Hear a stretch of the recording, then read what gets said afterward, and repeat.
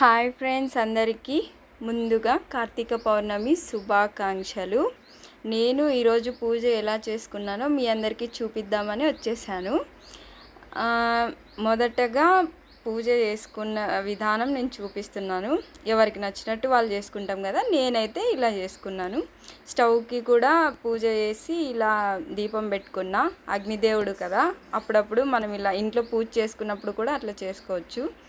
తర్వాత పిండి దీపం పెట్టడానికి నేను కాస్త షుగరు, కొంచెం పసుపు, ఇది వచ్చేసి జవాదు పొడి అని చెప్పి మంచి స్మెల్ ఉంటుంది అందులో, అది కొంచెం వేసి పిండిని కలిపి బాగా దీపం పెట్టడం కోసం ఇలా తయారు చేసుకోవాలి. ఇందులో 365 ఒత్తులు ఉన్న ఒత్తిని పెట్టి నెయ్యి కానీ మామూలు దీపం నూనె కానీ వేసి వెలిగించుకోవచ్చు.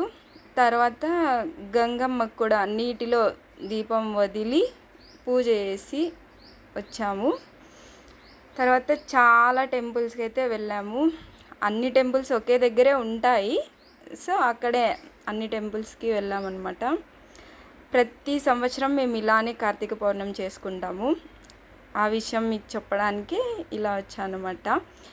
శివుని నమ్ముకున్న వాళ్ళకి కష్టాలు ఉంటాయి కానీ కన్నీళ్ళు ఉండవంట. కానీ మాకు కష్టాలు కన్నీళ్ళు అన్నీ ఉన్నాయి, మరి ఎప్పటికి తీరుతాయో తెలీదు. సో ఏది ఏమైనా ఓం నమ శివాయ. కార్తీక పౌర్ణమి శుభాకాంక్షలు.